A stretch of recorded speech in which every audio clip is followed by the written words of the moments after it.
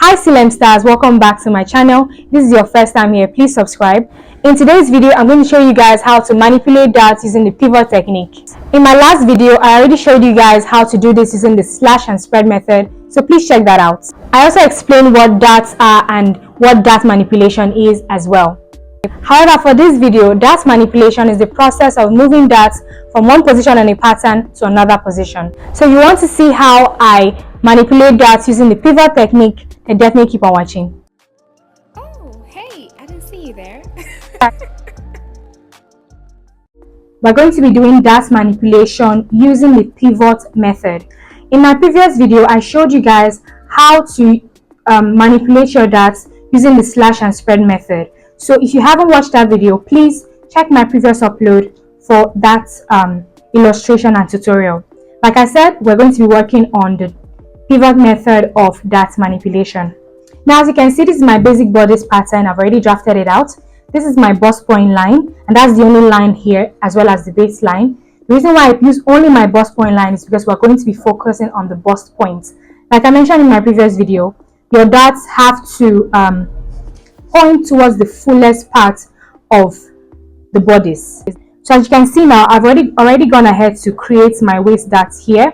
And as you can see, this right here is the bust point. So this large circle, as you can see here, is on my bust point line, and also from here to here is my bust span measurement. So my bust span is simply my nipple to nipple measurement. So from one nipple to the other nipple, I measured that distance and I got 8 inches. And since my fabric is on fold, this here is going to be cut on fold. Let me just indicate that. So since this is going to be cut on fold, it means that I'm going to divide that 8 inches by 2. So when I divide 8 inches by 2, what I have is 4 inches. As you can see now, this is 4 inches. So that's how I got this point that you're seeing right here, just in case you guys were wondering. This top point here, which is the point of the dart, is called the dart apex. This width here is called the dart volume. And then this line here and this line here are called the dart legs. Okay, I'm going to be using those terms as we work around our pattern. Now, as you can see from this bust point here, my dart apex is at 1 inch just before the bust point. So it's important that you note that. So now we are going to be moving this dart from here to this side. Okay, and to do that, since this is the pivot technique, to do that you're going to need like a small pin. You can use a pin, you can use an awl. An awl is actually what is recommended. It's usually made of steel and has a pointy tip. But if you don't have an awl, you can use a push pin or you can use a regular office pin. All you need is just something to pin down the point where you want, so that you can move your pattern around while you mark. In addition to your sloper or your pattern, you're also going to need another piece of paper where you're going to be tracing out your outlines. This is the paper I'm going to be using. Now what you want to do is you want to place this under your pattern paper like this. Okay, now I want to move this dart here to this point like I mentioned. Now I'm going to mark the point where I want to move my dart to on the paper and also a bit on my pattern here. So I want to move the dart to this point here. Can you see the point I'm marking here? So I've marked both on my pattern and on my paper. Now, having marked that, the next thing we're going to do is we're going to go ahead and just trace out the outline. Now, because I'm going to be removing this dart, I'm not going to mark the outline of this. Okay, so let me just show you what I'm talking about. So now we're going to trace out this outline like this.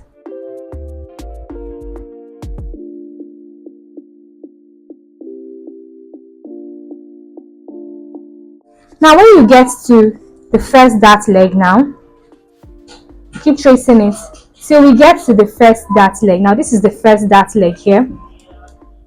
Now because I want to close up this dart, when I get to that dart leg, I'm going to place my awl right here at the bust point here, and I'm going to move my pattern.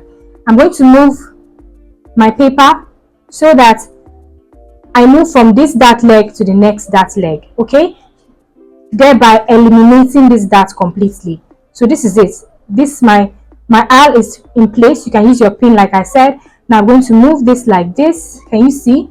Now when I move it, I'm going to have to eliminate this dart here. Now with that in place, I'm going to continue tracing using this. Continue tracing like this. Continue tracing all the way till you get to that point here. So do you remember this point? This is the point we got to, all the way to this point here. When we get to that point, we're going to move our pattern back to where it was before, making sure that we have our aisle where it is supposed to be. So when we move this like this, we're going to go ahead and now complete this on this side. Can you see that, guys? So if that's the case, can you see now that we have this part open here? Okay, so I'm going to go ahead and just draw all the points so you understand what I'm talking about.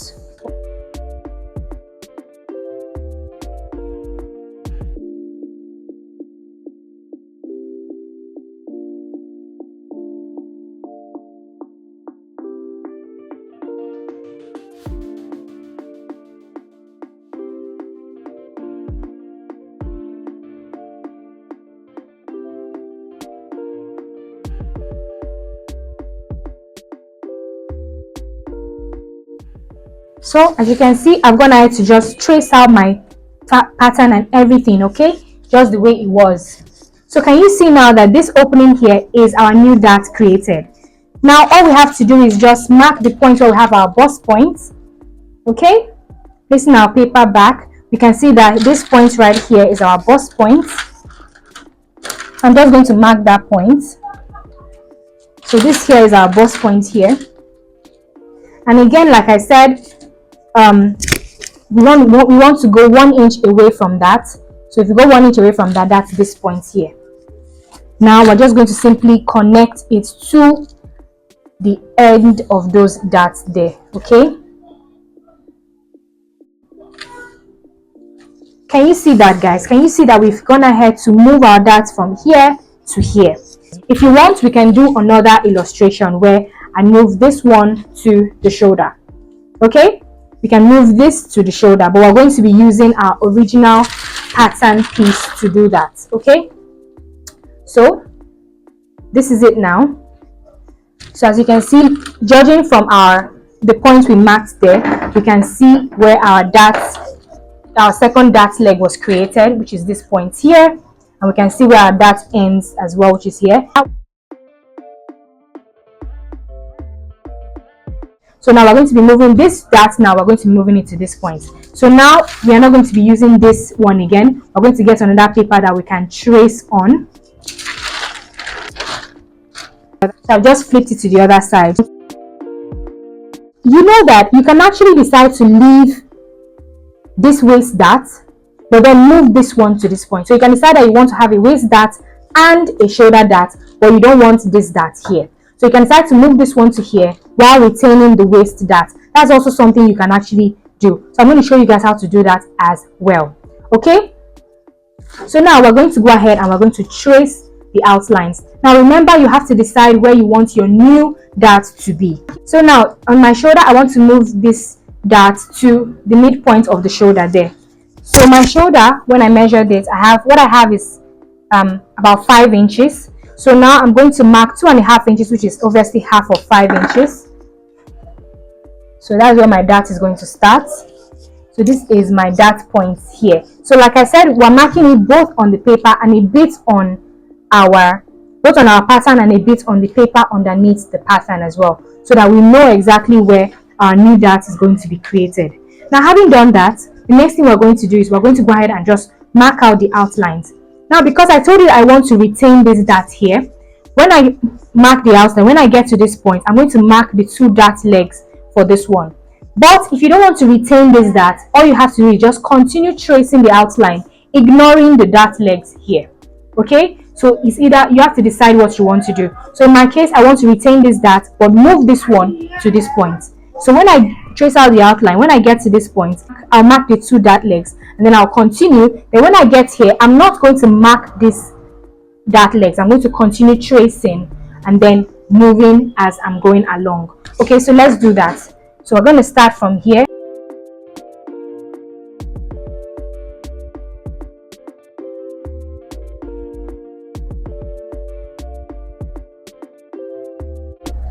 And like I said, when I get to this part, I'm going to mark the dart leg and mark this dart leg as well to show that I'm going to be keeping those darts.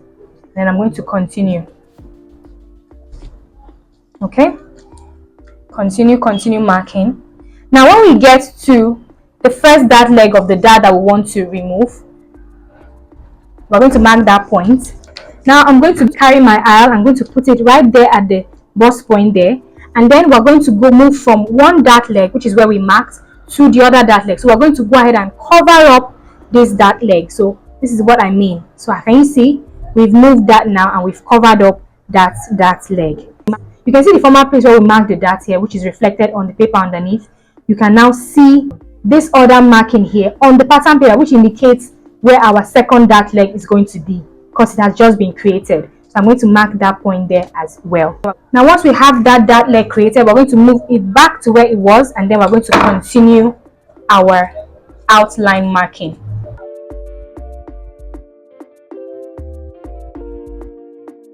We can see now that our new dart has been created up here, and you can also see the points for this dart that I said we're going to retain. You can see the dart point right here, and this part has been covered. Now we're going to place this back so that we can mark our bust point so that we know where our dart is going to face. Okay, so I've marked the bust point there, right there in the center. Now I'm going to go ahead and just connect all those lines so that you guys can see it clearly.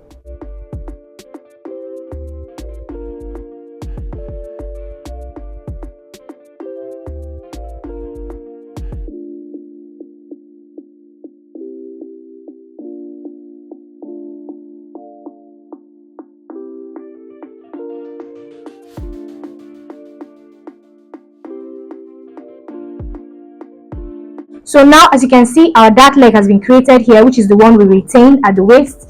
And as you can also see at the shoulder now, we have a new dart. We have new dart legs, which means that we have a new dart here. As you can see, there's no marking here, meaning that we have no dart on this side as well. All right. So since we're using that 1 inch distance from the apex, we're going to mark 1 inch from here down, so we know where our dart apex is going to get to. And then for this side as well, we're also going to mark 1 inch from that bust point there, so we know where our dart is going to end. And now that we have those 2 points, we're going to connect our dart leg from here to this point and connect this dart leg from here to this point. Do the same thing for the waist as well, and we have our darts created.